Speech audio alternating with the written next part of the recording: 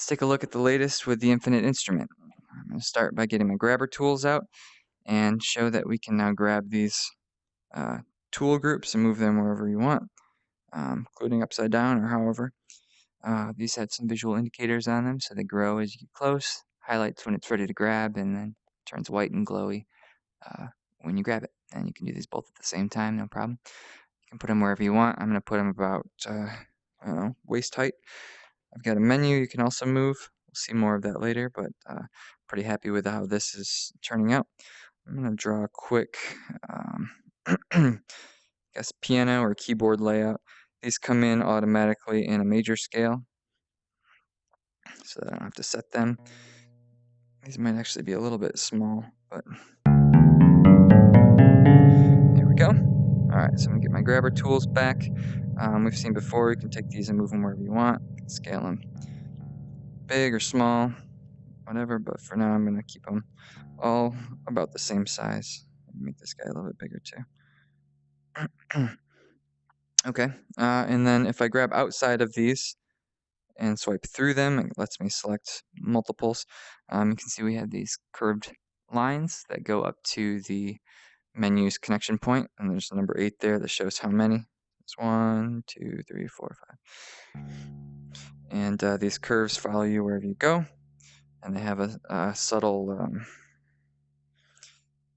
animation that transitions from the menu out to these guys. You kind of get a feel for where your selections are feeding down into these resonators. If I grab any one of these, you can see that the curve finds the nearest point on the edge of the shape and uses that as the other end point of the curve. So I can go here, and while those are still selected, I can still grab the menus without losing my selection over here.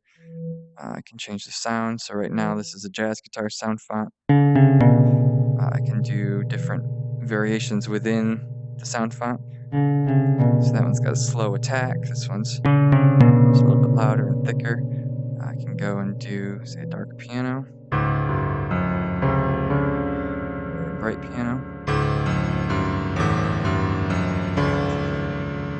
or drums.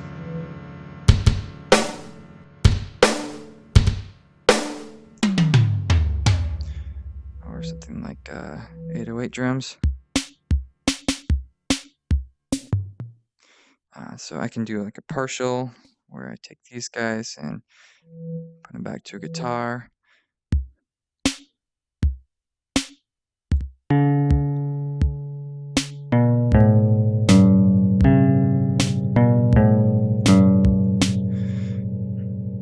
For now, make them all guitar. You can probably see there's a partially selected checkbox there. We'll see that in a moment here with this notes grid. I've got lots more things I want to do with the notes. This grid is like the most manual way to do it, but I've got some ideas for automating these so that you can take the whole selection, and based on the order that you selected it, you could say assign these major or minor intervals or chromatic, starting from a given note, that kind of thing. But for now, we've got this grid. These have partial checkboxes to show that there are many different pitches selected at the moment. If we take just one of them, like this, you can see it's a G in the 3rd octave. I can make that go up higher, or even higher, put it back down to where it was. Now I can show also that this menu does some interesting things with the transitions that kind of pop in and out. I can do that from any level, which is kind of nice. Can't really see it from straight on, but there's also some depth to it. So these kind of step back, and I can put that on any angle or have them come out towards you at each step. But this felt good, and I had to kind of give it a little bit more of an interesting look.